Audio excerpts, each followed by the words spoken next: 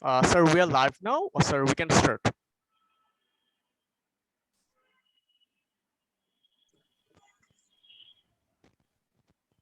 You initiated. Hello. Yes, sir. Sir, we are live now. Do you want me to start? Yes, sir. Okay. Mr. Chair, distinguished panelists, I'm on air now.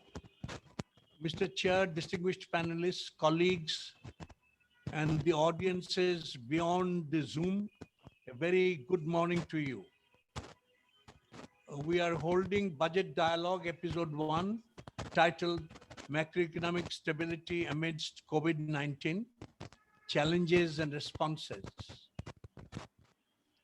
Curtain raising on today's proceedings include extending welcome to the participants with introductory notes and sketching the scene, as it were, of soon to unfold proceedings. So let me extend a hearty welcome to you to a morning session which you have managed to attend, setting aside some of your important preoccupations. I'm sure you will enrich it by your thoughts and insights. Actually, the whole concept of outreach has been radically transformed. We don't just bring something on the table, but do disseminate it across the cyberspace. Even a welcome address is not merely going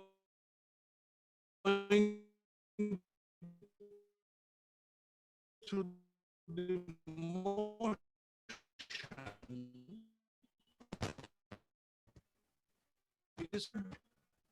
with that in note I shall introduce each of participants to impress upon the seamless audience in their fields of the economy.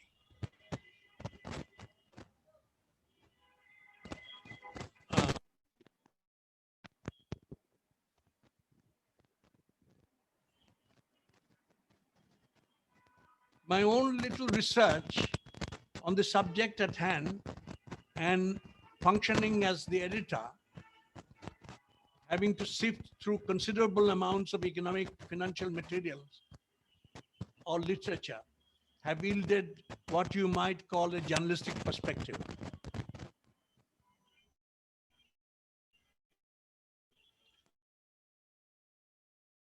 Level of anxiety not to leave out anything has a coverage freak, so to speak, a coverage freak, not to leave out anything. A certain American president looking for a candidate to head an economic body asked an advisor, warned an advisor not to give him one on the one hand and on the other hand type of economist. This basically applies to even a journalist. On the one hand, on the at the same time, or things like duality and equivocation is part of our in some such way. But I think a copybook definition of macroeconomics, coming to the brass tacks, a copybook definition of macroeconomics is that it is concerned with the behavior of aggregates and their interdependence. Macroeconomics uses lumping method for purposes of economic study. I'm sure to experts like you, I may sound a little like reading from the nursery rhyme book. Lumping method for purposes of economic study. It is a general equilibrium analysis on which everything analysis in which everything depends on everything else. Having said that, especially in the backdrop of pandemic and its unfolding fallouts, of what is of critical importance is updates on data to correspond to, we have had always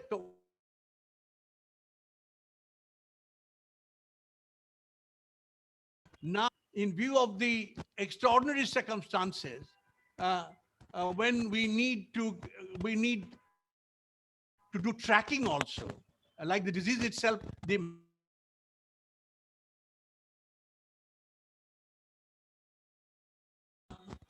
data is of critical importance. Data collection, collation, and all of these things. And it appears to me that besides having just the broad data like 2.45 crore new poor, more than a trillion surplus package, stimulus package being the second, who have been missed out. The large missing population, large missing small business or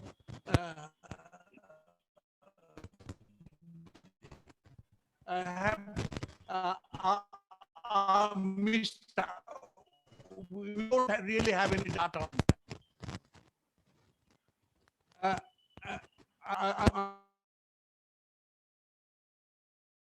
Two is that we are apt to do cherry picking, concentrate on the positives, to magnify, concentrate on the positives, and informed judgment is crippled to the extent that we don't either we magnify the negatives or we magnify the positives, depending on which side of the aisle we are sitting. This I think should be, this attitude should be at this critical juncture. We should learn to be flexible, and I'm sure there is lot to boast, a lot to claim success, lot to claim by success, in the sense that our debt GDP ratio is under control, although we have for the first time in a decade we have had IMF tranches for the first time, but still we have current accounts balance, and our balance of trade is healthy. But what is important to note is that we are exercising austerity even in respect of government spending. And as you know, almost all, even the latest Nobel laureate Abhijit Sen has, if I think he just said in a simple way, to basically gift money to people to enhance their purchasing power and to create demand. Insofar as Bangladesh is concerned, we have had a strong demand potential, and our market size is big, and as you have severed the fact that the 1980 economic 19 the 90 up to 90s, the economic downturn, we successfully countered the economic downturn without we. At that time, we were not integrated with the international market that much. But now our integration with the international market has gone up. So to that extent, we must be basically looking.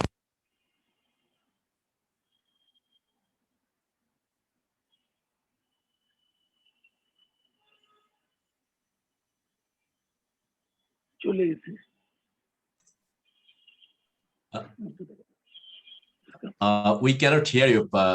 We cannot hear you.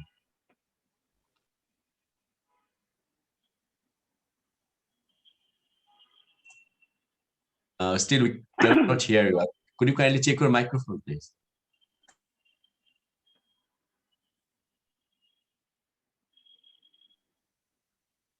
আমার একটা video of করতে এটা না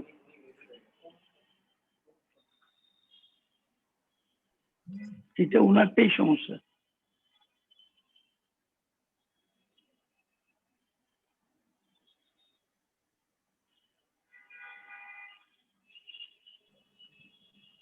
মাইকটা মানে উঠে গেছে মাইকটা নিচে না বলে মাইকটা উঠে গেছে বলছে ওকে পাঠাও একে হ্যালো হ্যাঁ এখন শোনা যাচ্ছে এখন শোনা যাচ্ছে হ্যাঁ But I'm not too sure whether you আপনার will- সাইডে নামালে হয়ে যাবে আপনার সাইডে একটা মাইক আছে আপনার কানের কাছে আপনার সাইডে একটা মাইক আছে ওটা উপরে উঠে গেছে ও, কালো একটা কানে হ্যাঁ কানে না কানে না জি, কানের কানের পাশে পাশে একটা হ্যাঁ, আচ্ছা এই, হ্যাঁ, ও, জি, জি, জি, হ্যাঁ। জি, ও, জি। এটা নিচে নামাই দেন আচ্ছা হ্যাঁ, have এখন you not শুনবো। heard anything so far? We did last 1 minute we did not hear last Acha.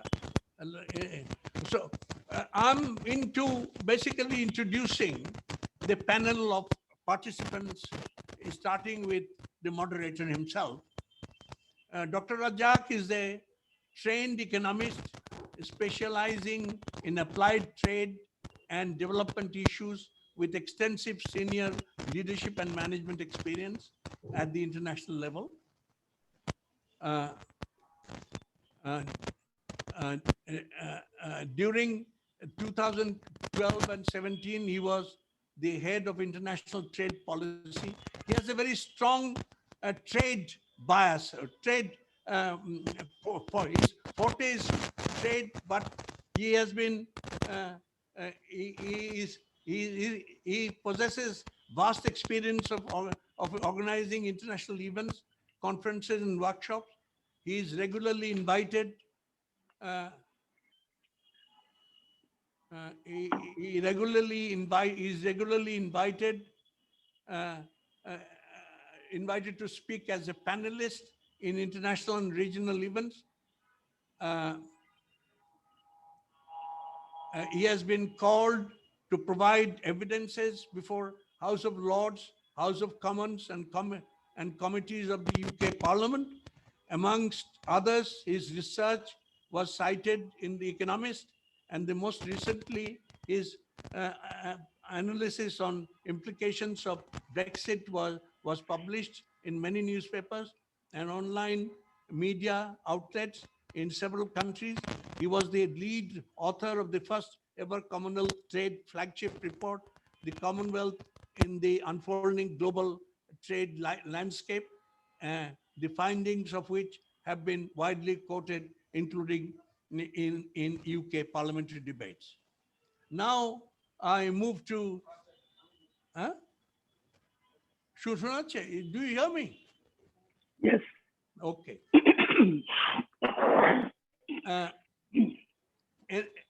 Mr. Kutubuddin, the chairman, Envoy Group. Envoy Group, in its present position, starting with only garment manufacturing unit in mid-80s, today, the group has emerged as one of the largest and thriving conglomerates in Bangladesh. I'm going through the details just to give a flavor of the people who have joined us, and for the having interpersonal entrepreneurial talent and vast experience. Mr. Ahmed has succeeded to promote and administer industries and business enterprises in manufacturing and exporting ready-made garments, textiles, information technology, airlines, freight forwarding, hospitality industry, trading, local and international, real estate development, consumer products, to name just a few. He has been, successful, he has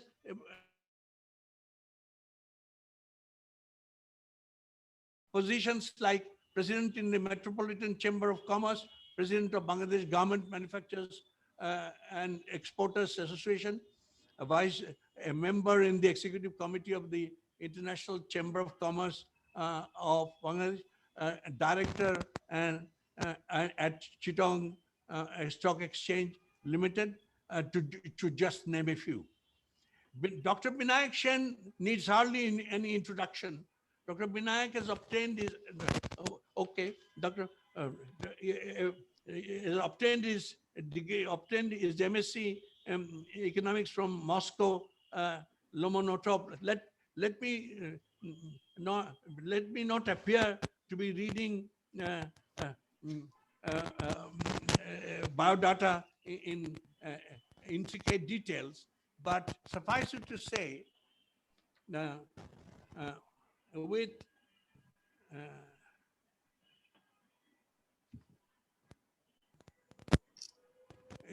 development economics is his chosen field of specialization.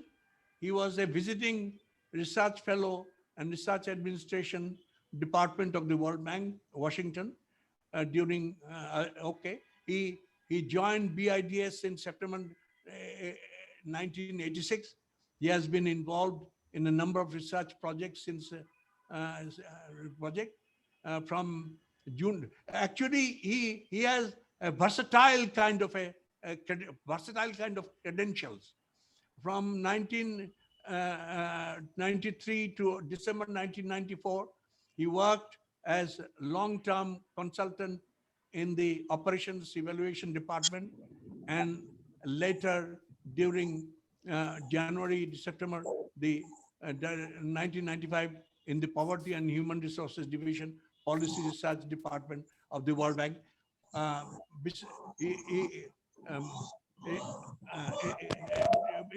Quite precisely, he has done consulting for a number of national agencies such as Bangladesh Bank and the Planning Commission, and for the international agencies such as World Bank, ADB, UNDP, and WHO. The decade of stagnation, his research interests relate to economics of poverty, income, quite relevantly, income distribution, anti-poverty policy, social development, privatization, and financial sector reforms, informal trade, ethical issues of development with focus on social justice and civic empowerment, and colonial history with focus on history's lessons for development. We then have Mr. A.K. Khan, Managing Director, A.K. Khan Telecom Limited. He has adorned, or he has basically led from the front. He has the Director, Federation of Chamber of Commerce and Industry, former President Dhaka Chamber of Commerce and Industry. He has been associated with all top chamber bodies. Member, presently he's associated with DCC in 3 capacities. Member, Bangladesh Investment Climate Fund, former Director, Dhaka Water Supply and Sewerage Authority, Dhaka Chamber of Commerce and Industry, the Titas Gas Transmission Distribution Company Limited, Dhaka Stock Exchange, Bangladesh Services Limited, Bangladesh Foreign Trade Institute, Bangladesh Submarine Cable Authority, Cable Company Limited, a former member Standing Committee on Transportation, Federation of Bangladesh Chamber of Commerce and Industry, Coordinating Director, Power and Energy Committee, DCCI. As I told you, he had 3 instances. He had basically associated with 3 aspects of the DCCI. So you see that he's associated. The participants are drawn from a wide variety of very extremely wide variety of entrepreneurial and areas,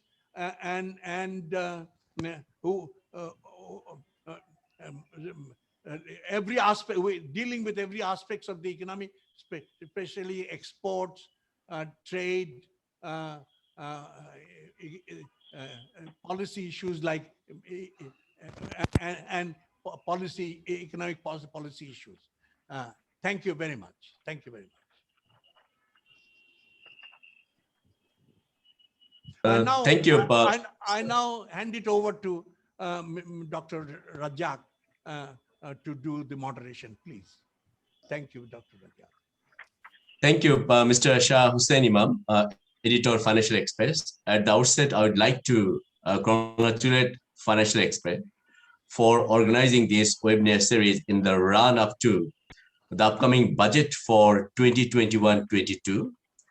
And this will certainly promote the policy discourse on national priorities and budgetary measures concerning those. And Mr. Shah Husain Imam, you have rightly set the tone of this webinar. My name is Razzaque, and I'm your moderator for this session today. And it is my privilege and honor to welcome our distinguished panelists and also audience who have joined us in this virtual discussion forum. Now, as you all know, COVID-19 has seriously disrupted the world economy. And in terms of loss of output, there are some estimates like, what could be the impact of COVID-19? And those estimates range from $11 trillion to $28 trillion. So we're talking about $11,000 billion to $28,000 billion across the global economy. Now, going beyond this output loss, if you think about the loss of what is known as life years, then the cost of this pandemic in 2020 alone was more than the combined loss of 20 years of natural disasters that we have witnessed and faced by global economies, that is between 2000 and 29. So that has been the magnitude of this particular crisis. Now, with regard to the subject matter of today's webinar, for around 18 months now, policymakers across the global economies, they have hardly focused on macroeconomic stability. I mean, we have seen countries have deployed unprecedented and at times unconventional policy measures to contain the fallout from this COVID-19 crisis and at the same time support livelihoods. And of course, Bangladesh has also been affected by this pandemic, lost lives, immeasurable adverse health conditions suffered by hundreds of thousands of people, job loss, rising inequality, rising poverty, all have somewhat slowed down our economy. Having said that, compared to many other countries, as you know, Bangladesh seems to have fared better. In the last fiscal year, at least until now, in the last fiscal year, as per the official statistics, the Bangladesh economy, as you know, grew by more than 5%. Inflation was under control. Export fall was accompanied by subdued imports, keeping the trade deficit at a comfortable level, as pointed out by the editor. But also we have seen there has been tremendous growth in remittances inflows, keeping our reserves at a comfortable level. So I believe for Bangladesh until now, we did not have to worry too much about the macroeconomic stability. And one good thing, I must say that our finance ministers over many years now have so rigorously and religiously followed is to keep the budget deficit within what is known as the theoretical or rule of thumb safe margin of 5% of GDP. And even last year's budget, in the way we have seen, was not very much different from the old practice of maintaining the deficit around 5% level. But many people would argue that beyond those sound macroeconomic picture, there are other issues. Some of them have been pointed out by the editor in his initial remarks. This is about some micro or sector level consequences. Many industries have seen their output decline. In the past 3 Eid festivals, we have seen the business has been very dull. Then we have also seen the number of unemployed going up, and there are estimates of poverty incidents growing, and also the number of poor are rising quite significantly. So therefore, one significant question that needs some serious consideration is, have we done enough to deal with this micro or sector level consequences rather than just maintaining a favorable macroeconomic balance?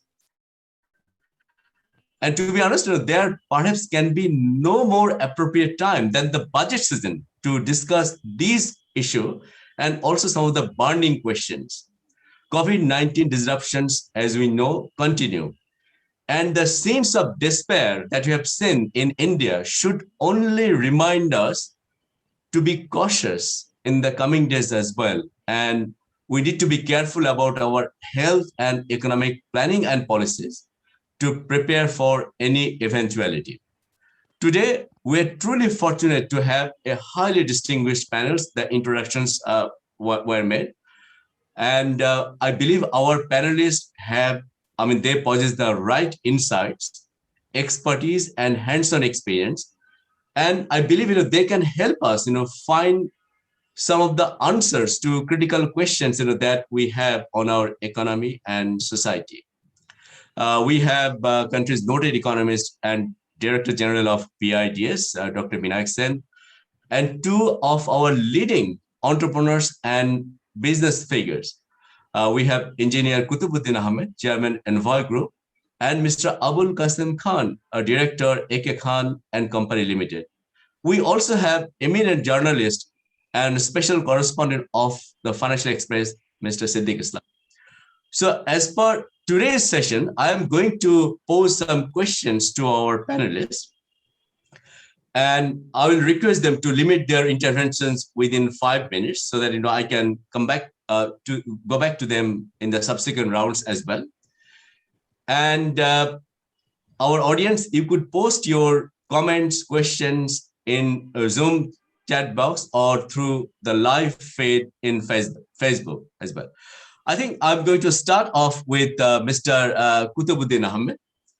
As you know, over the past 15 years, the global economy has been going through a period of unprecedented turmoil in terms of cross-border trade and investment flows. Now, our export sector in Bangladesh, we have also had a kind of a roller coaster ride. But if you think about the fact that in fiscal year 2019, our exports, goods exports, hit $41 billion.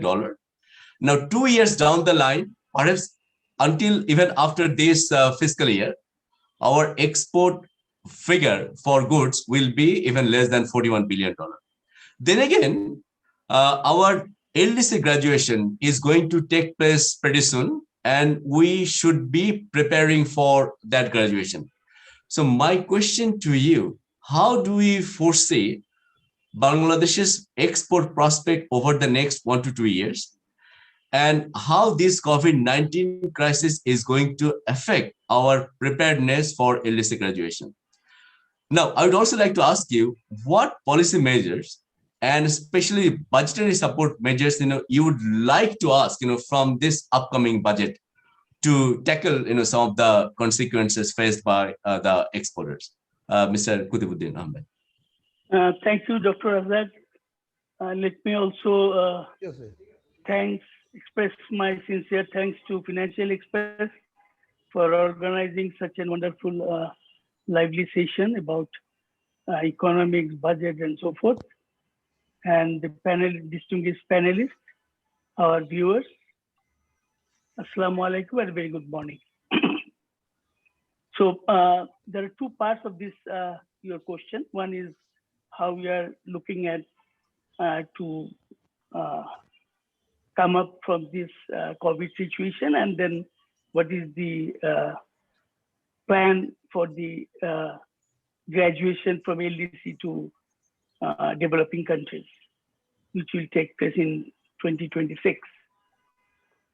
So COVID-19 has put us in a bad foot. You know that our export target in RMG alone was fixed up at $50 billion, but which we are not going to match because of this COVID situation. there are huge challenges. By this time, as per BGMA statistics, 317 ready-made garments factories have been closed down, and they're not in operation. So our product manufacturing base also has shrinkage. So, and in addition to that, the challenges are from different quadrants. One is especially regarding this COVID, nobody can predict when it is going to over, or we can go for normal life. Considering the present scenario that America has come up with coming up from this crisis, they have now opening up their economy and their livelihood. They have completed vaccine part mostly, so their economy will again be vibrant, as we can presume.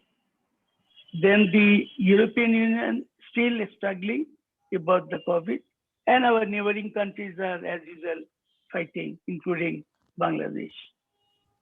At present scenario, the lockdown is going on. As you know, we are having threat from neighboring countries, couple of variants of COVID.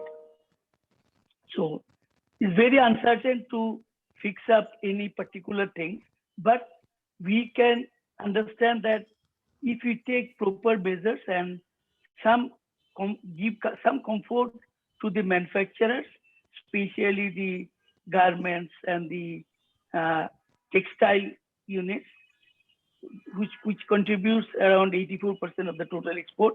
I'm not giving any less importance to the other like leather goods, tea, then jute products, so forth. These are also contributing shrimp. So these we have to look at it in a very good policy support, to give policy support to come up from their crisis as well. But as far as garments and textile is concerned, I can tell you that we need a lot of policy support, like the cost of doing business, which is very obvious, which should be come down, number one.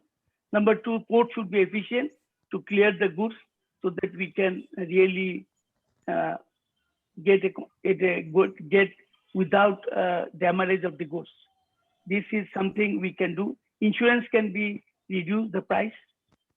The bank charges, which is killing, that also, thanks the government, they have reduced the interest rate.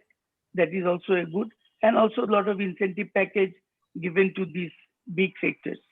Those small sectors are struggling with that, but big sectors, they are getting it on a regular basis. That's a good sign. But apart from that, the government can also give some concession about electricity bill, which is also a significant amount. Some concession on the electricity, gas, or other utilities, whatever. So this could be a instrumental for boost up the export in Bangladesh. Moreover, the garments which are not operating, we have to find out the root cause and give them some sort of nursing so that they can really come into the production, which is very important.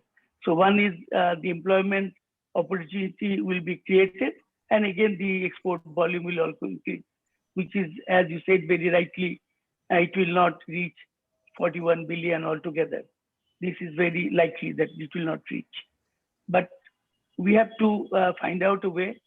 The another challenges is big challenges is the shipping line, transportation. I mean, raw materials importation, and also export, both, because shipping line is very difficult nowadays. Container is really a scarce material. 3 times the shipping charge has been increased. So this is a significant change in the scenario. And the buyers are also looking for quick delivery, which is as low as 21 days as far as textile is concerned. They are giving order. Since I have a denim factory, I know this. they give 21 days to deliver their goods once they place order. Some give 35 days, some give 30 days.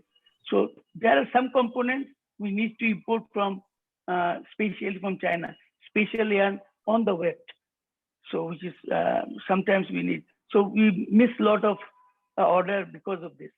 So the sheep is not available. Even sheep is available, its cost is 3 tons. That we can take care, but the shipment is not coming within stipulated time. It's always delayed by 1.5 months nowadays, which is very uncertain, and the buyer put claim on us. So this is a very challenging situation we are coming across right now.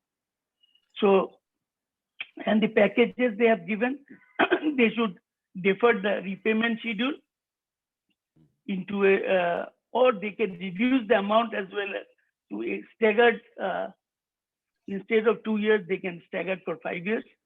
This could be done. So these are all policy support I'm talking about.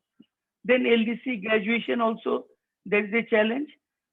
We will lose from EU, the GSP certification, which gives us a lot of advantage over the other competitors.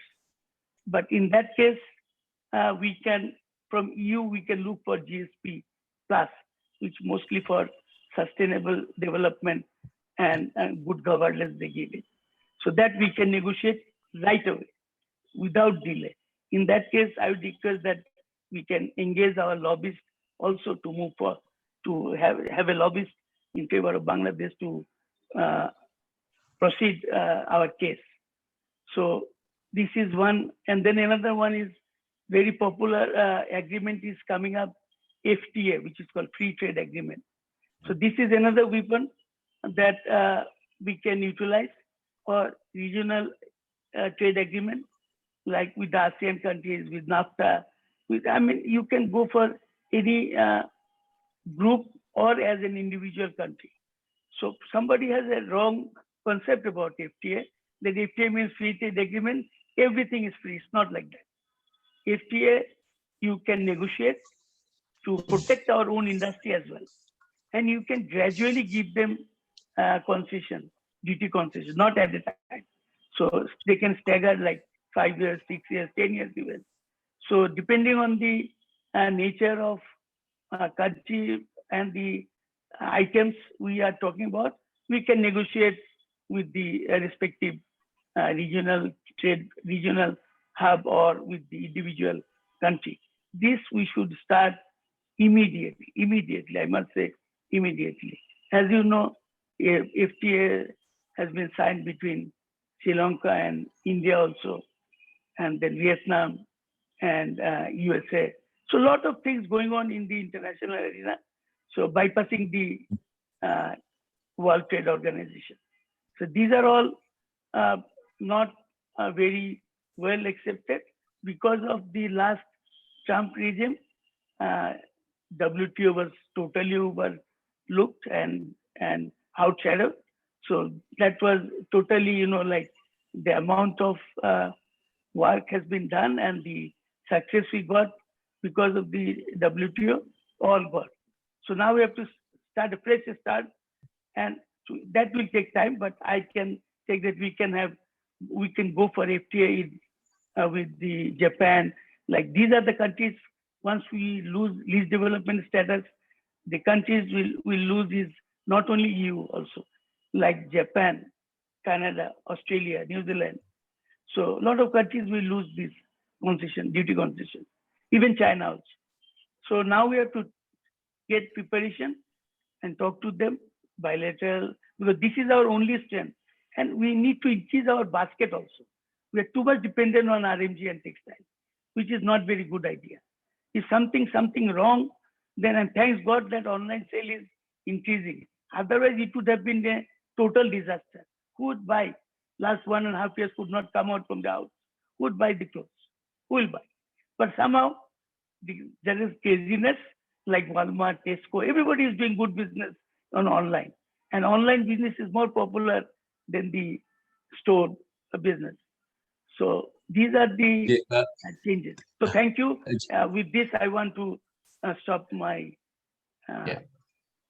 delivery. Thank you. Thank Thank you. you, Mr. Kutubuddin Ahmed. You have raised some of the really interesting issues. I will get back to you with some follow-up questions as well. Thank you. Let me now go to Dr. Binayak Sen. And Dr. Sen, as you were aware that this is the second time that the national budget would be unveiled amid the COVID-19 global pandemic. And last year, the government did announce a stimulus package, and that package is being implemented, as you all know.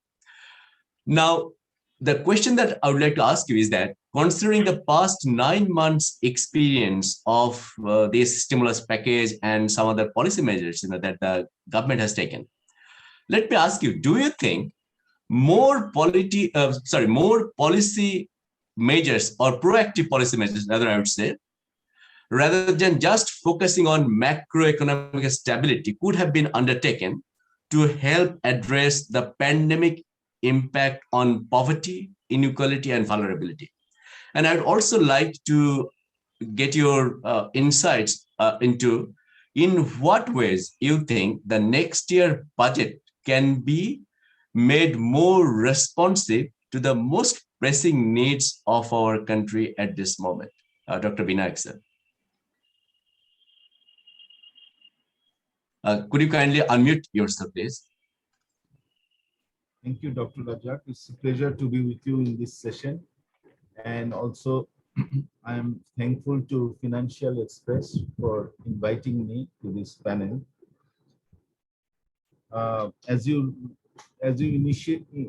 made in your initial remark that Bangladesh had a long experience and a good record of maintaining stable and accelerating economic growth, prudent fiscal management, monetary management, low inflation rate, and also effective management of external balance. Question is that was then, although I have written somewhere that even before the COVID hit the country, in the second half of 2010s, there has been already a visible sort of sign of deceleration in some indicators compared to the first half of the decade. But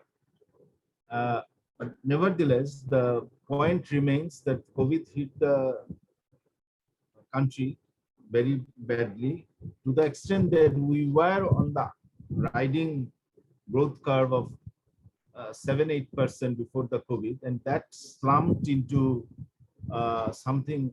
There is a debate on the precise number, but I buy the number which is the lower number given by the IMF, 3.8, and higher number maybe 4.5%.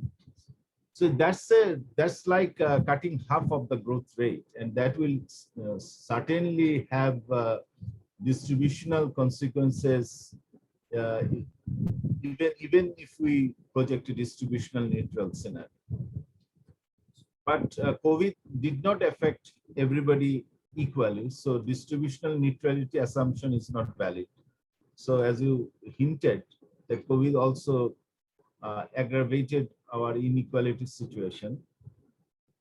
And that is also a matter of concern in terms of employment, access to incentives, access to social protection, linking economic and health concern effectively.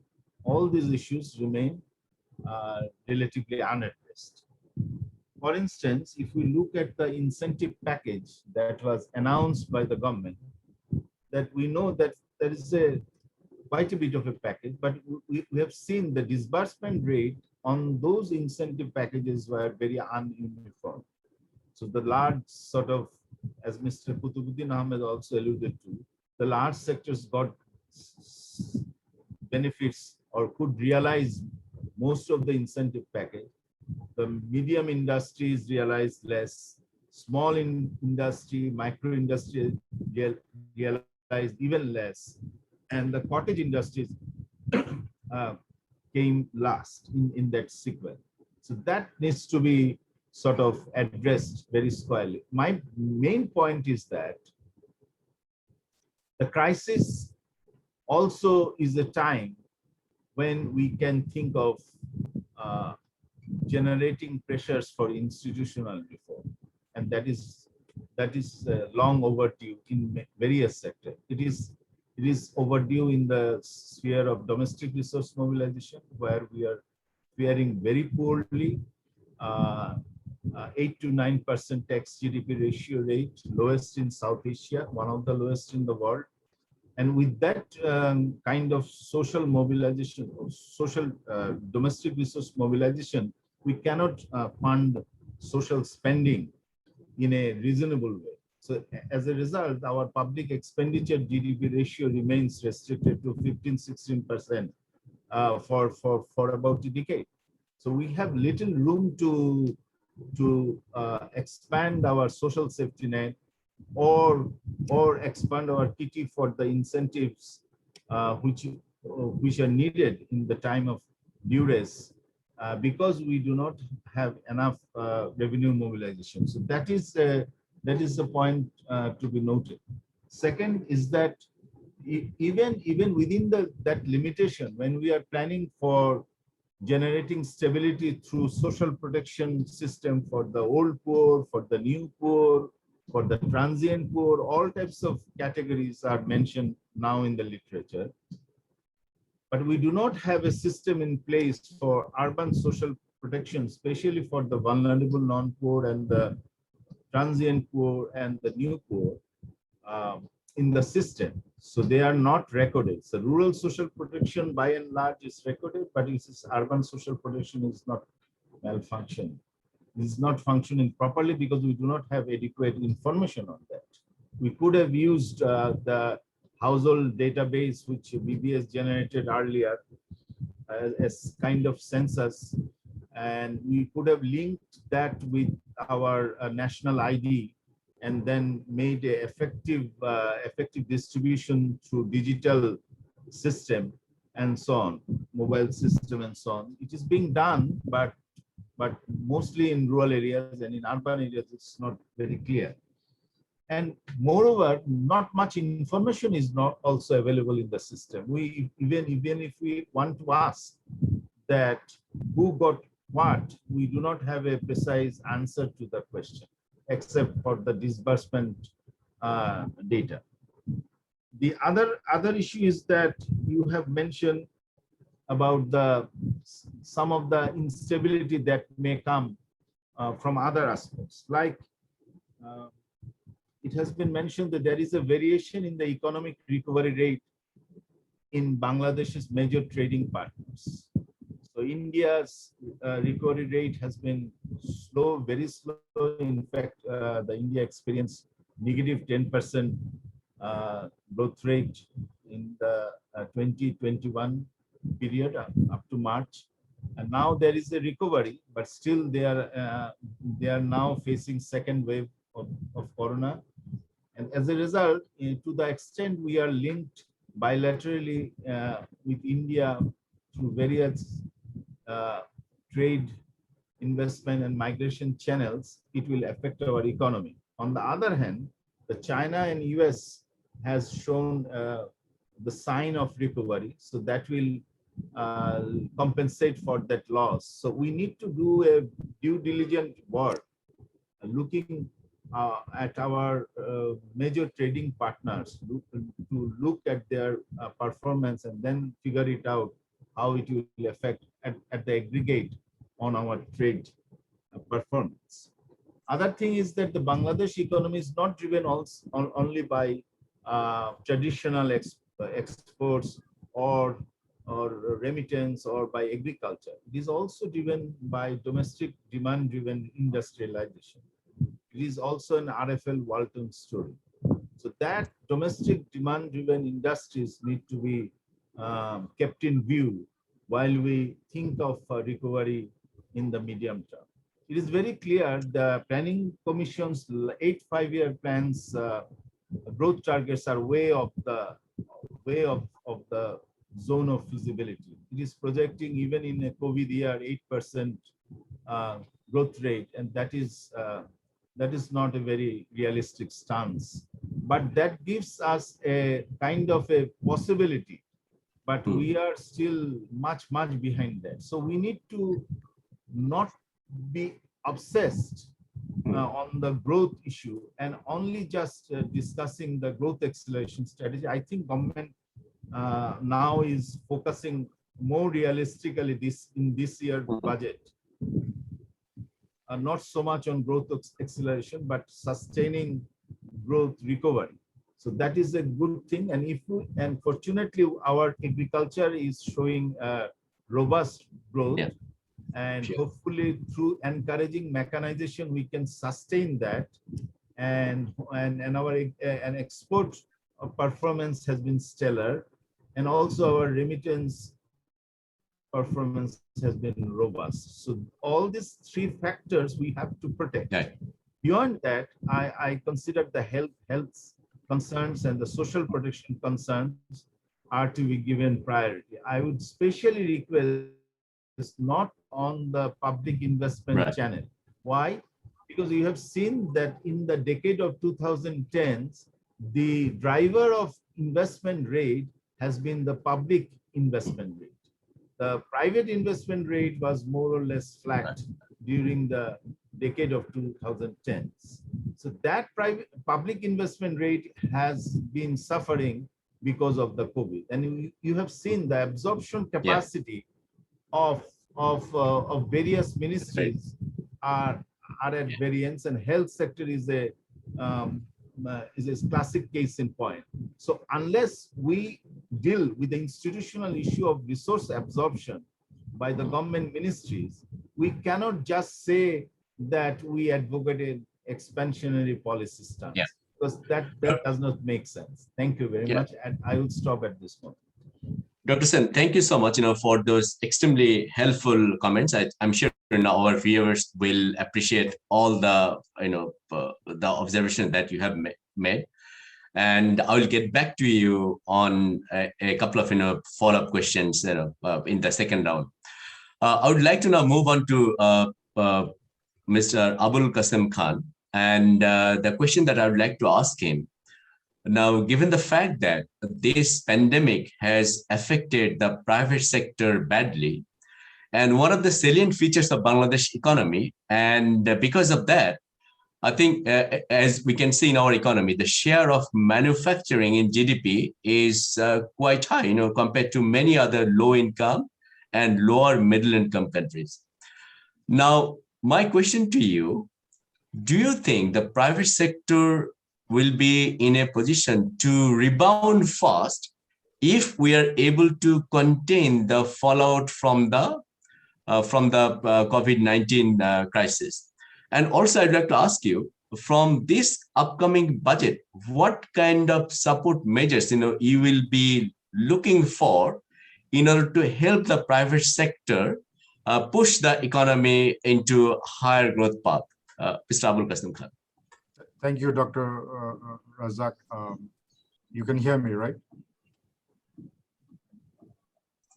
We can hear you clearly. Okay, good.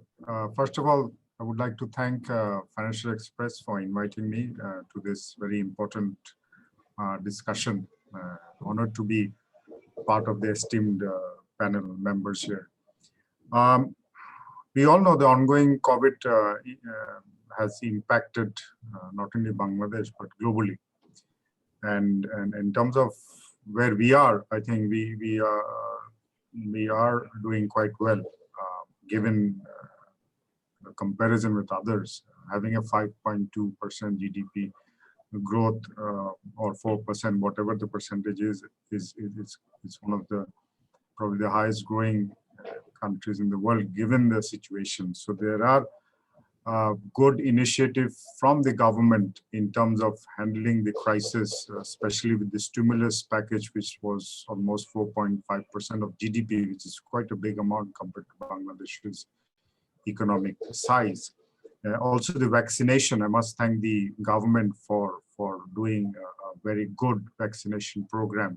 I think these are the two pillars that have kind of sustained the economic foundation and where we want to rebound from. So starting with where we were and now sitting in May of 2021, I think we are quite confident of the future. Now, what the building phase, there are short-term objectives and goals and challenges going towards to long-term. So my discussion would mostly some support from the government needs to happen in the budget. Well, all the countries have a twofold scenario. You have the domestic market, and then you have the export market. So the export market is beyond our control. We have no control. But given the situation that America, US, and the European countries are going through, they are going through the vaccination stage, and hopefully they will complete their vaccination. Some countries have, I think, done a very good job in vaccinating their population. So that is a good sign for Bangladesh, as these are the export markets for Bangladesh, these two large markets where most of the exports are going to. So that's a good sign. And we are seeing the exports holding strong, as Mr. Kutubuddin also pointed out the challenges, but then again, there are signs of recovery there. The concern that what I have is the local domestic market. As the earlier panelists pointed out, the stimulus package not having a good distribution setup due to only the large or the more connected companies having the facility, and the non-connected or the smaller companies not being part of the stimulus execution plan. That is a concern. Because we have a huge informal sector which contributes a major share to our GDP or the economy, this micro, cottage, and small industry. So this is where we are, from our institute build, we are pushing the government to have different kind of policy support in the execution plan.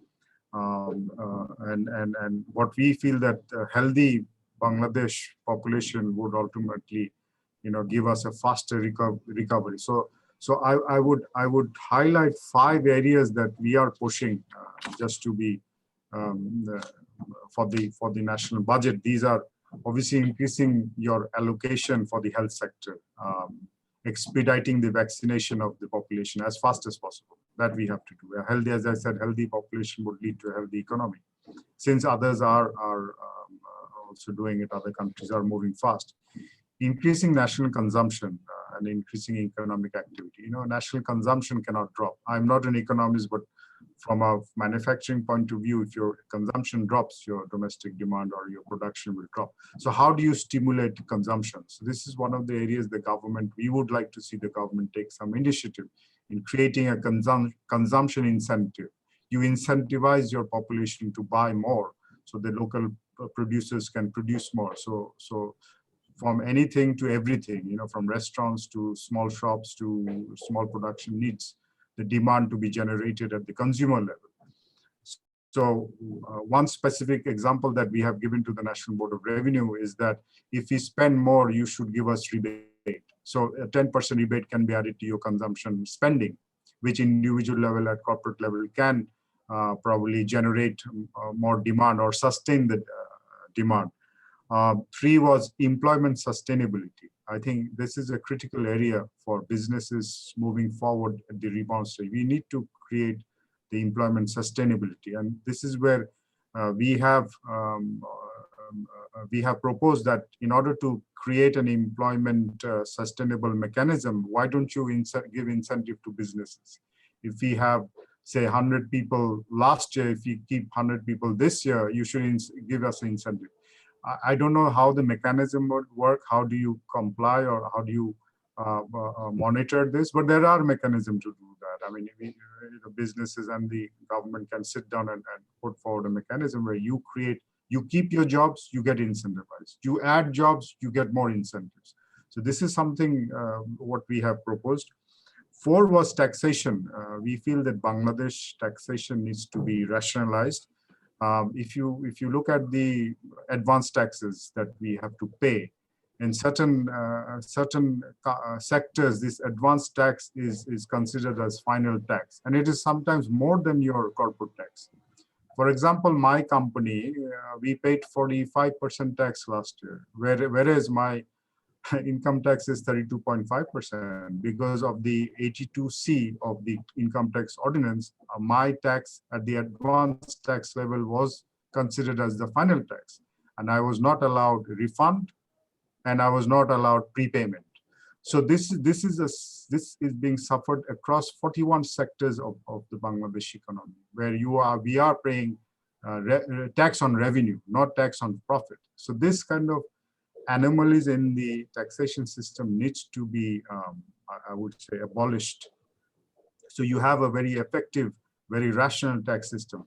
And looking at the corporate taxation, we are not competitive among our competition. If you take Vietnam, you take India, our taxation is extremely high. It is extremely cumbersome, and it is extremely confusing also. So there has to be rationalization of taxation, and this is the right time to do it in the COVID situation, where we are having cash flow problems, where we are struggling to maintain businesses, whereby sustain jobs. So this is where the government needs to focus this year. How do you rationalize your taxation? How effective taxation you can, and reduce tax, and reduce the I would say confusion or the nuisance of these multiple taxation systems. Lastly, we would like to see improvement of business climate, where ease of doing business. Mr.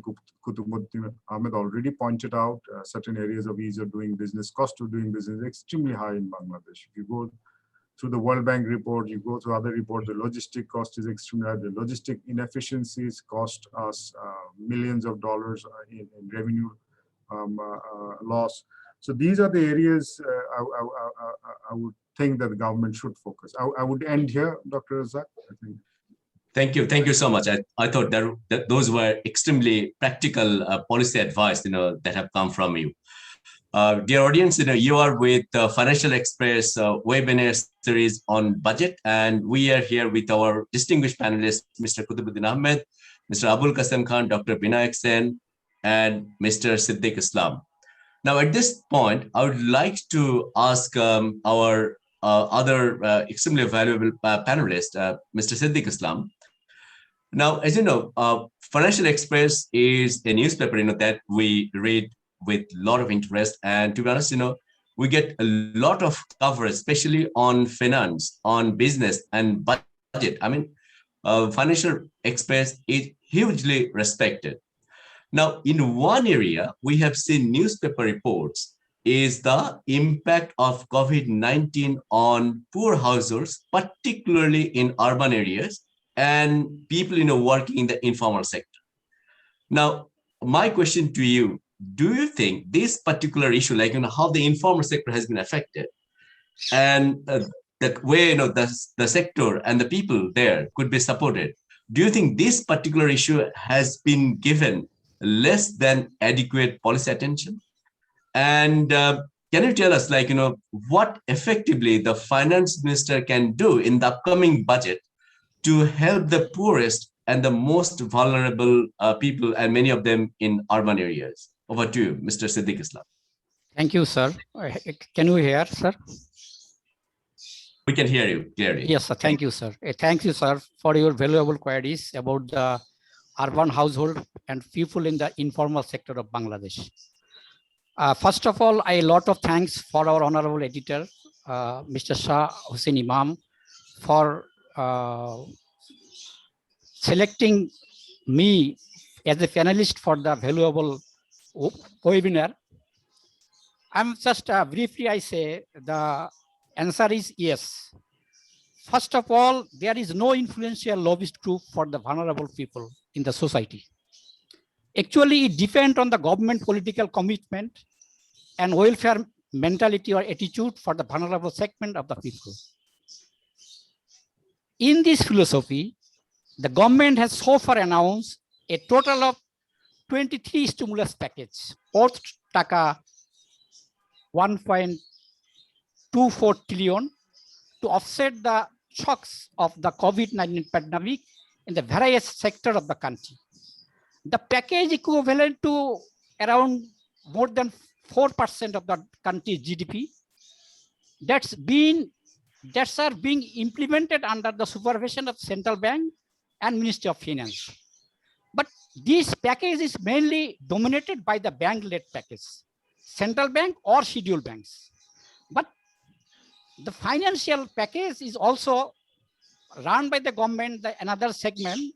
The government has announced a stimulus package worth nearly 250 billion to help the poor and unemployment absorb the economic shocks.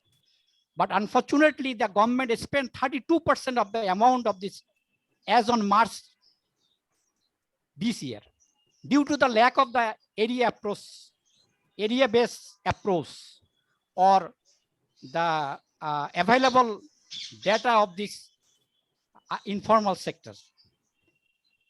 Actually, the scheme could not be reached many real beneficiaries like informal sector, workers and urban people because of absence of comprehensive database of the targeted beneficiary.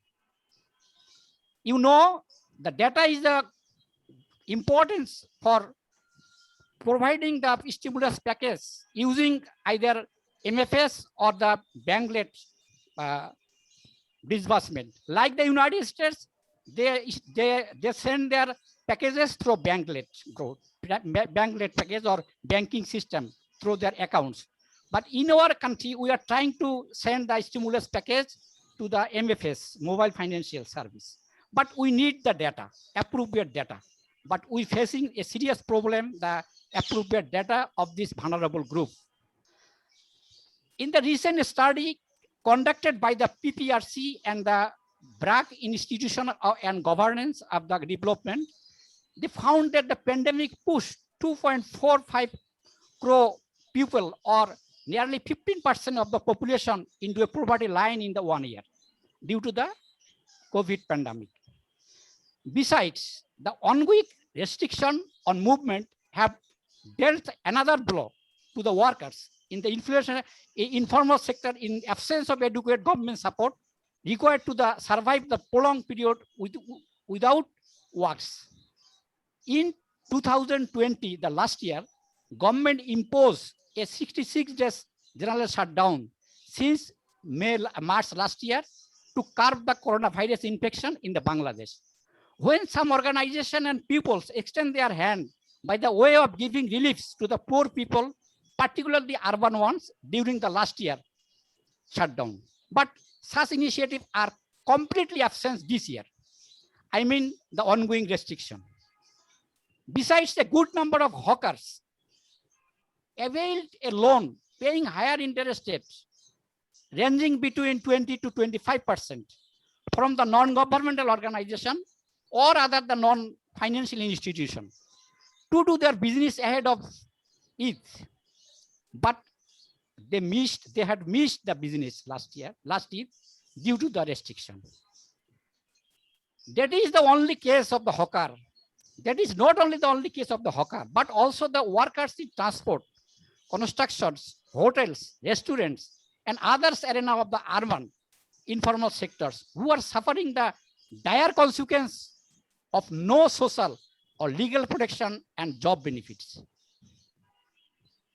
In that situation, our experts and economists and policymakers should double its allocation for the social safety net program in the upcoming budget to ensure the economic recovery along with social recovery. We know, as a student of entrepreneur economics, economic recovery will never achieve without social recovery. The government had allocated nearly 956 billion for safety net program in the current fiscal year to 2020-21, which is 3.01% of the gross domestic GDP. If the civil portion is excluded, it will be around 1.8% of the GDP. But we need the double allocation considering the COVID situation more than 1 year in the country. Right. And the distribution channel have to be improved like the Right. neighboring countries, use their appropriate data and appropriate identification of the vulnerable group. So we recommend the upcoming budget should take a wide range of fiscal measures to help the marginal people who had been faced financial hardship since the pandemic hit the countries more than a year because of inadequate support from the government. Right. So, Thank you. thank you, sir. Yes, sir. Thank you so much. Mr. Islam, thank you. I'll get back to you again. Okay, Now, sir. at this stage, our panelists, we have received a number of questions. At least I have received a number of questions in the chat box.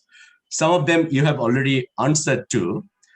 So in the second round, what I would like to do, I would like to ask you another round of more specific questions. And my request to you will be to take maybe a couple of minutes and focus on the a bit more precise, on the question that will make our discussion, I think, interesting.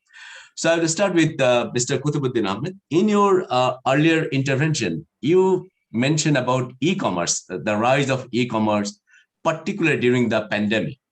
Now, many people are saying that many of the things will change, quite significantly in the aftermath of this pandemic.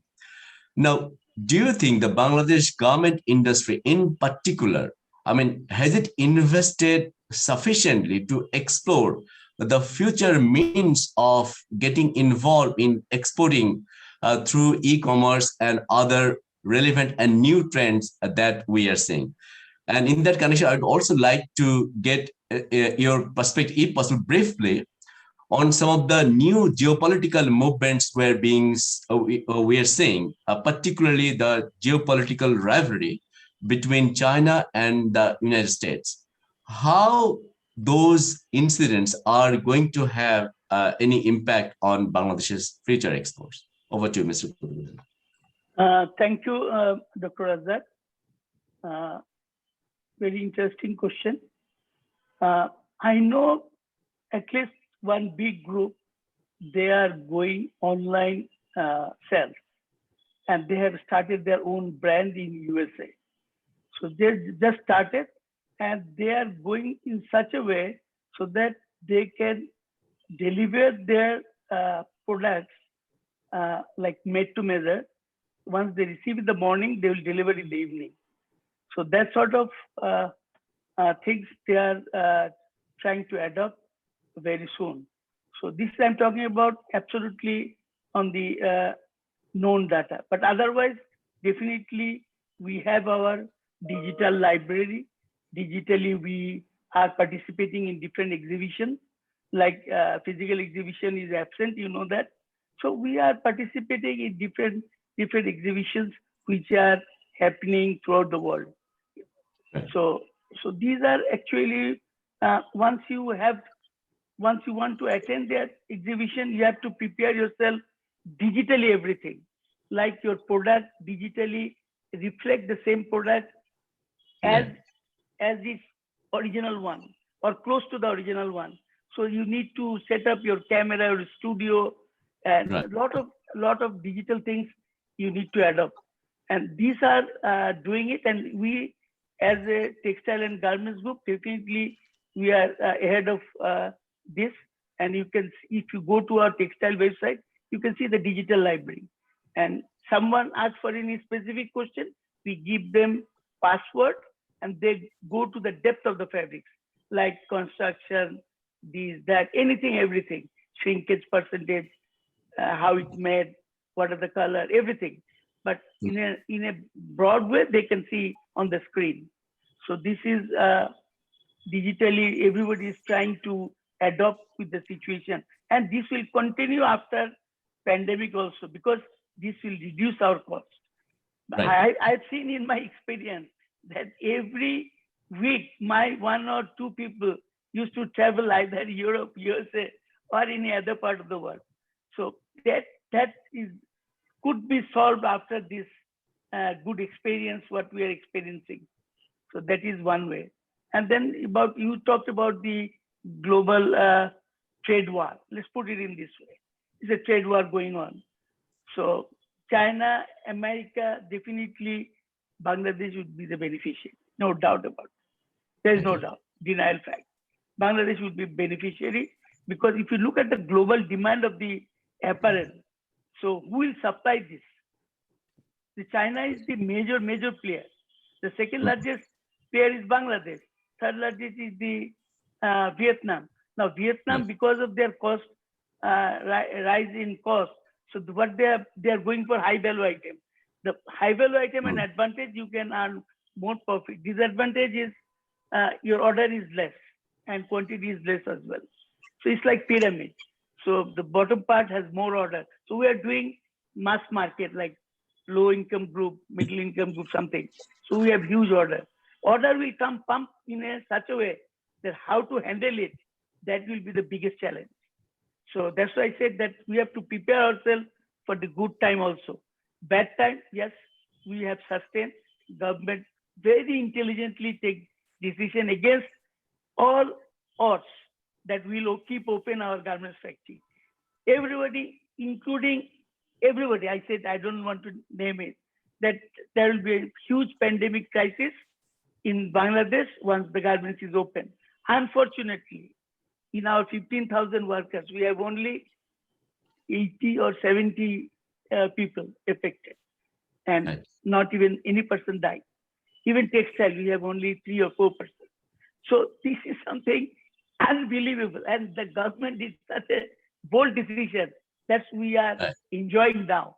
Otherwise, we could have another scenario which could be very bad, and to get out of it would be a big challenge.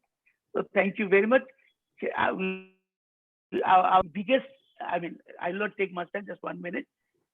We import around $10 billion worth of fabrics from overseas. That is a ready market in Bangladesh. So the focus should be to grab this $10 billion locally. So if you give, like emphasis on textile, so that we can retain this amount, like we are doing it knit. Knit is relatively less investment than woven. So knit we can produce around 90% of our own demand from the domestic. That's why you see the knit demand is increasing because they can supply quickly. Delivery time is less. But woven, as I said earlier, that we need some of the portion need to import from overseas. So we delayed. And if it is 100% cotton, we don't have any problem. Thank you very much.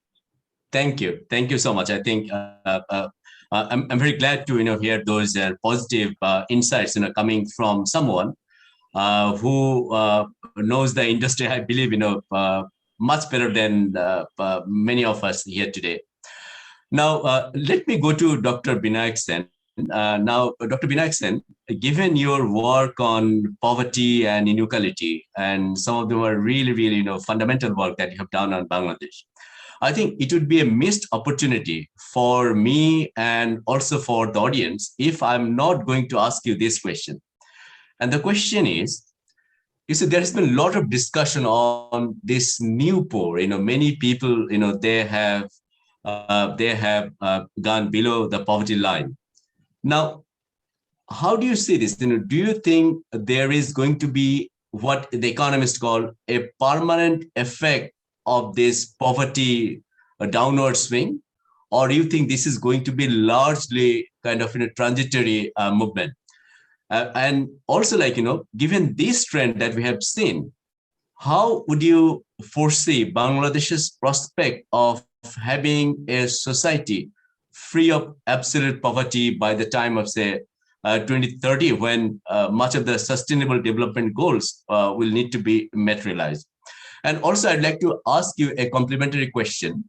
During the COVID crisis, did you see the Bangladesh Bureau of Statistics, our official data agency, or statistical agency, they have been proactive in terms of getting the right kind of information from the people, who are being affected by this pandemic, and whether they are being supported adequately? Have we seen enough analysis, from them?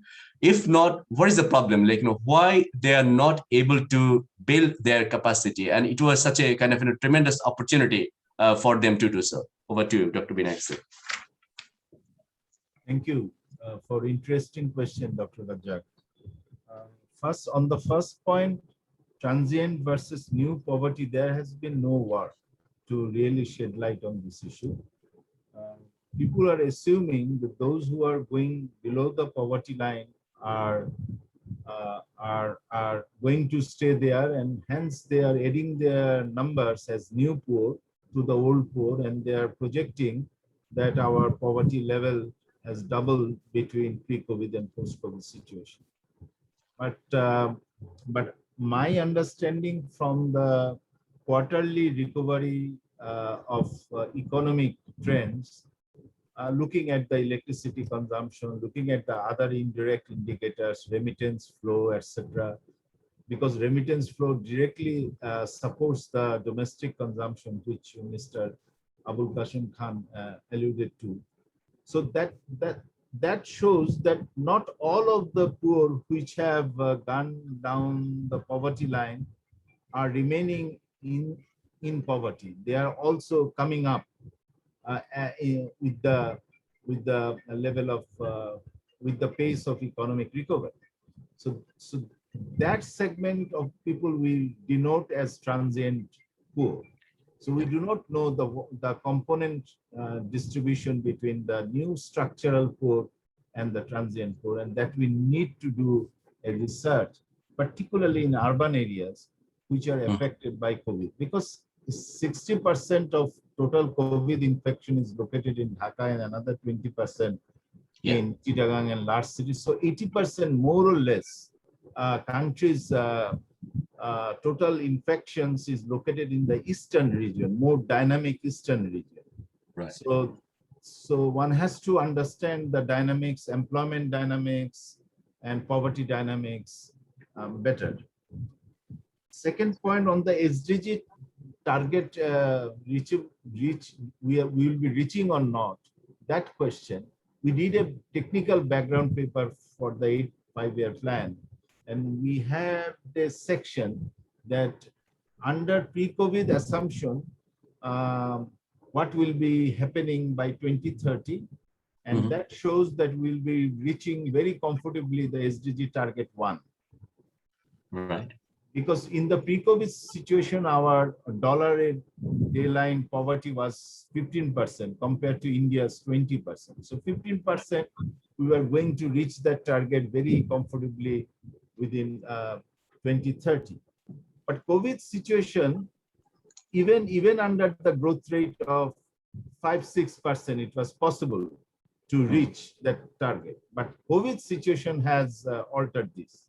So COVID situation not only increased the volume of the poor, but also growth projections would be much more depressed. So as a result, we would not be meeting SDG target 1 for national poverty line. Right. Okay. But for international dollar poverty line, we'll be reaching almost. Even with COVID uncertainty, we'll be reaching around 4-5%. So the rule of thumb is that if you can reduce poverty up to 3%, they consider it is a poverty-free country. So we'll be reaching around 4-5%. Right. But I want to caution you, and this is a major assumption in the discussion we are having today.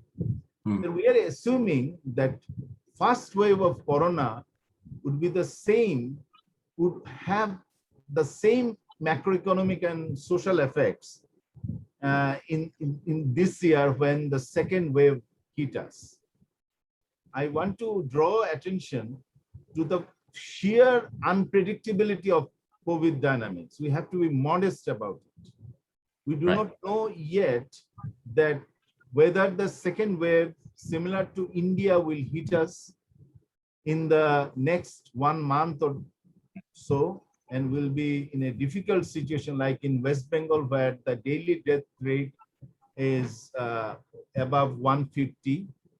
So if you are following for the last 3 weeks, this has been the case, and they are in a severe shortage of oxygen, severe shortage of other supply, healthcare staff and nursing, not to mention about Tamil Nadu, Karnataka, Kerala, Maharashtra, and Delhi. So you see, there is a sheer unpredictability. And then there is no guarantee that there will not be another third wave by the late summer or early fall. So I would like to say that government's main initiative should be in this year's budget, Right. focused on the preparedness, disaster preparedness in the health sector. So all the sort of attention, policy attentions, and public sector should also come forward to put their suggestions, their lobbying capacity and role, leading role in the health sector as well. Because it is very pathetic to see that health ministry could not spend the fraction of the allocated resources. So we are asking for more resources. Right, but if you could take 30 seconds on answering on the third question, BBS. On the third question, BBS, I would like to say that BBS has done recently urban monitoring one survey, but BBS could do more and involve, particularly use the National Household Database, which they have collected through a 3-year effort. But that database is only partially used for targeting and so on. So my short answer to your question, yes, BBS could done more, but don't put all the burden of responsibility on BBS. All other national organization, this is a war-like situation. We are talking, we should not be talking that this is a normal sort of crisis and recovery situation we are dealing with. We have to go for vaccine production to vaccinate at least 8 to 10 crores of people, at least 10, and all the major cities should be covered. And at least part of the peri-urban and more advanced rural regions and border regions, particularly border regions. Chapai Nawabganj is a good example. Now is facing 50% in infection rate. That is what is reported yesterday. So government is monitoring the cross-border district. So I think that our mindset should be to protect export, to protect remittance, to protect agriculture, but prioritize our attention to the health sector capability development, health sector allocations, and also helping the poor and the vulnerable as much as possible by fixing the pipe, which is faulty. Thank you, Dr. Sir. I think no one will be able to disagree with your comments and suggestions. Let me ask Mr. Abul Kasem Khan. To be honest, I very much liked your point that you made in your earlier intervention about stimulating domestic demand, and many people think that that should be one of the right kind of policy focus and attention these days. Now, having said that, there was a question that was sent to me. I mean, and I would like to ask you to respond to the question. Is this, a big chunk of this stimulus package that the person who is asking the question is saying that is more kind of liquidity support rather than a grant.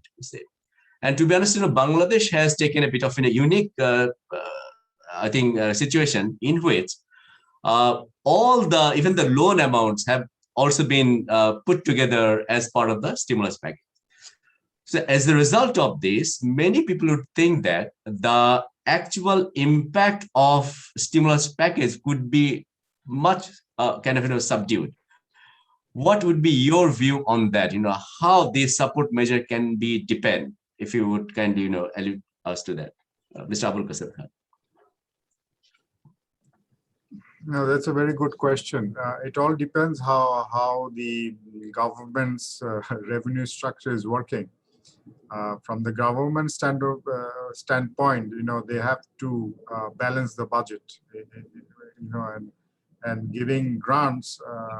I don't know how that would be monitored, and how, since the stimulus also, if you look at the execution of the stimulus, was lopsided, meaning that some people did not get and some people got the stimulus. So if you give grant, I don't know the complexity of the process of how you reach the right people at the right time. But the most important part, I would say that whatever you give, grant or fiscal stimulus through subsidized loan, the timing has to be right. If people are needing the money at a certain period of time, you need to give that money at that particular time. If you delay, then the sustainability at the individual level, at a corporate level or industry level will not be there. So the government needs to be very cautious, whatever it may be, a grant given Bangladesh's economic reserves or condition. I don't know how feasible that is, but if the government can give that, then the execution plan has to be monitored well, so that the most vulnerable get the first right, in society. Right. So that kind of mechanism, I don't know how do we maintain or how do we monitor. So this is my take on this question. Right. Okay. Thanks. I would now like to ask Mr. Siddique Islam, if you have to make one piece of policy advice to the finance minister with the expectation that he is going to take your advice and have it implemented in the upcoming budget, what would be that particular policy advice? Thank you, sir. Just one particular issue that should be addressed the next fiscal budget: inflationary pressure on the economy. So far, I know at the latest data, available data from the central bank, from the March this year, all economics indicators, particularly macro indicators, are still in line with our target, excepting the inflation. And I also urge or request our finance ministry or finance minister or government to take initiatives to curb the inflationary pressure in the upcoming years, that is 21, 22, even 23. Sir, we assume various data and study indicates that the macroeconomic situation may be some pressure this next fiscal year or the next fiscal, that is 22 or 23, due to the existing stimulus package or the policy support have to be finished by this year or the first of next year. So inflation is a more challenge, more cautious signal for our economy to address immediately. Thank you, sir. Okay. All right. Thanks. Thank you. I think we are slightly over our scheduled time for this particular session. But I would like to give our distinguished panelists an opportunity of making some concluding remarks. Perhaps each of our panelists may take 1 minute for their concluding remarks. And I would like to now call upon Mr. Kutubuddin Ahmed for his concluding remarks. I'll be very precise and it'll be less than 1 minute. One is vaccine should reach as much as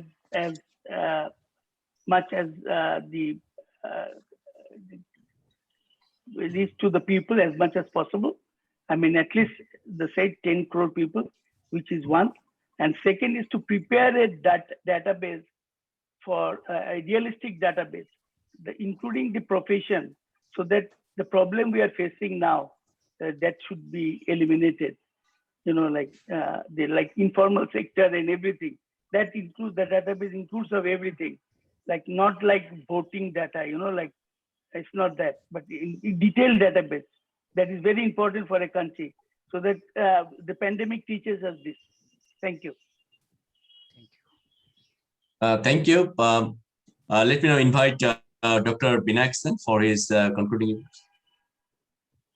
If I may suggest that the Health Advisory Committee currently formed does not include members of other professions, economists, technocrats, business leaders, and so on.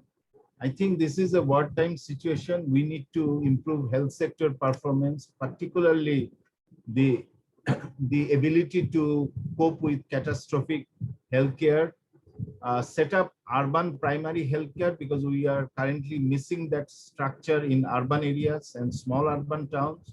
We have a rural primary healthcare structure, but we do not have urban comparable community clinics, urban community clinics, for instance.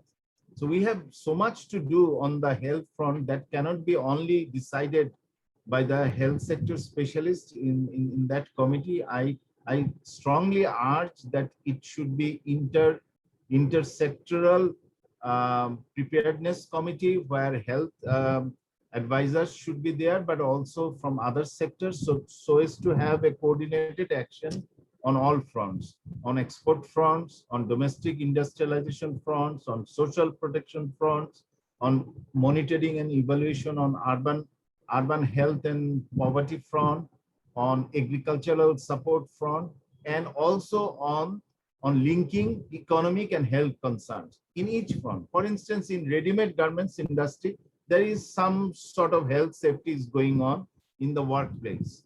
But what about their residential health status? What is the provision for giving healthcare for their residential health? So that requires a coordinated action across sectors and actors. So my proposition is that this year is the time to prepare that kind of coordination in the Ministry of Health in support with PMO office and Ministry of Finance and Planning. Thank you very much. Thank you so much. Mr. Abul Kasem Khan. Yes, I think we have to be very cautious moving forward, given that the COVID situation can deteriorate. What we have seen in India, we should be, I think, super critical on the health issues, and vaccination should be expedited so that mass people can be vaccinated, and if we have vaccination properly done, I think economy will survive and will grow. And we have to be cautious in our social distancing regarding health concerns. And lastly, I would say we have to give our citizens the economic freedom, and let them spend, let them be confident, and let them be assured that their health safety measures the government is taking care of. Thank you.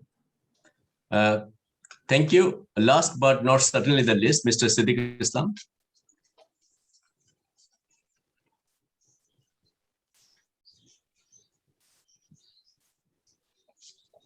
Yes, sir. Can you hear, please. sir? Yeah, we can hear you.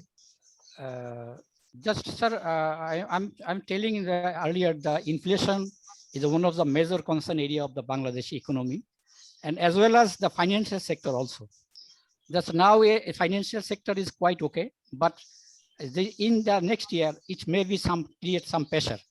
So our payment delayed. Just earlier, our business leader, Mr. Kutubuddin Ahmed, mentioned the delayed that is deferral facilities from the central bank. Deferral facility may be withdraw or the ended by the June 2021. But later this situation, the import payment will be increased suddenly due to the deferred payment will be ended this June 2021. So another issue, the financial sector, to be very cautiously handle the financial sector in the next fiscal year and the later one to manage the financial stability in the country. Thank you so much for giving the chance.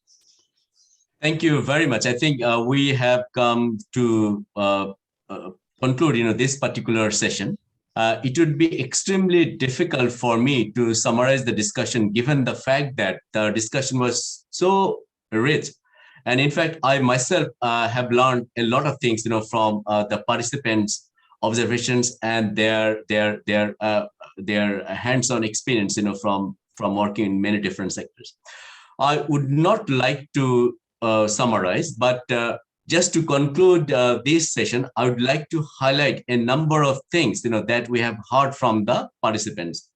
So we heard that more than 300 ready-made garment units have gone out of business. That is something probably for us to consider in terms of the health of the sector, which is so critical for Bangladesh's export and for the manufacturing sector as well. And in terms of providing recommendations, there were suggestions whether the cost of doing business could be reduced. We know that this has been a suggestion that the business people, the business leader, they have been asking for many long time. We have heard about shipping cost, the challenges of container cost, and also there was a suggestion whether the repayment schedule out of stimulus package, that can be deferred, or some additional time can be given to the industry that are receiving their support. We heard about the significance of getting into trade agreements with some of our critical partners, as Bangladesh is going to lose out tariff preferences after its LDC graduation.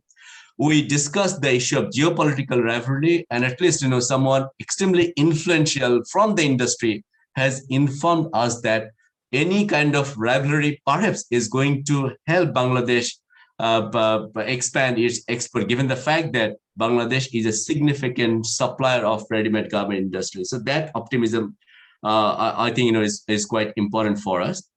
On the overall macroeconomy, we heard some observations regarding the growth prospects.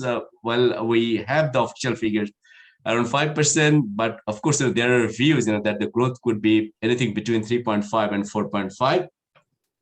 We heard that there were some lackluster movements in some of the critical indicators even prior to the COVID-19, and perhaps the COVID-19 will contribute far into that, and that could be a bit of a concern for the macroeconomic point of view. Disbursement rate of the stimulus package, a couple of our panelists have mentioned that has been uneven, so that is something we need to take into consideration. How the small, medium, and micro enterprises, they could be supported, I think is something for the finance minister to consider in the next budget. We have heard that tax GDP ratio in Bangladesh is low. And with that tax GDP ratio, so one burning question is whether we can deepen the support that is needed in the economy. There were interventions regarding stimulating the private sector demand, and we think that is extremely important given the fact that one way of boosting economic growth is to promote, private sector or private consumption, if I can put it in that way, private consumption demand. Employment sustainability, our entrepreneurs, they have given emphasis on that. And I believe this can be an area where the government can protect employment, and as the economy bounces back, there will be job created, if the right kind of incentives are provided. We have heard the challenges and the issues related to taxation that hampers business competitiveness, and that is not good for economic growth. And this is a long-standing issue that Bangladesh economy has been facing. And in the post-COVID pandemic, the role should be, one critical step should be to enhance the overall competitiveness of the economy. And there, I think, the reform of the taxation could play an important and vital role. We have also heard about some of the poverty figures. Concerns have been expressed that in terms of the poverty line defined by the national poverty line, the goal of bringing down poverty rate to 0 by 2030 could face some kind of challenge, given the fact that there have been the new poor and the new poverty has been added to the existing poverty, and also the fact that growth rate could come under pressure as well. So I believe, to build a society free of poverty and tackling inequality, we need to keep that point in mind as well. Our panelists, they provided emphasis on vaccination drive. That should be one critical objective of the government. Some priority should be given there. A lot of emphasis has been given on the health sector, and there is no way, given the current situation we are in, and given the experience of India, that one of our panelists at least has pointed out, we need to be mindful of having a careful planning, how the health policies could be well coordinated, could be well executed and well monitored in order to overcome this particular crisis. And on macroeconomic management, the inflationary pressure has also been pointed out by one of our participants, panelists. And I think this is something where the finance minister will have to look into the recent trends in economic management and perhaps some way forward can be found out. Having said that, I must say that given the situation we are in, stimulating demand should be one of the key considerations for the government, and their concern about inflation or budget deficit in this extraordinary time should not be a binding constraint. So with those words, Honorable Editor, I would like to conclude the session. I would like to hand over it to now Mr. Zubair of Financial Express for his concluding remarks. Thank you so much. I would like to thank our panelists for their extremely rich and insightful discussions. We have benefited a lot. And thank you, Editor, for giving me this opportunity of moderating this panel discussion. Thank you very much indeed. Thank you, Dr. Razzaque. Thank you very much. I would like to express my sincere gratitude on behalf of the Financial Express to the esteemed moderator, panelists for joining and enlightening us. With this, we would like to end today's webinar. Thank you, everyone. Thank you. Thank you. Thank you. Thank you to everybody. Thank you. Binayak da ভালো থাকেন জি। ইমাম ভাই ভালো থাকেন। জি, কাসেম ভাই Razzak sir. আসসালামু আলাইকুম জি ভালো থাকেন জি। দেখা হবে।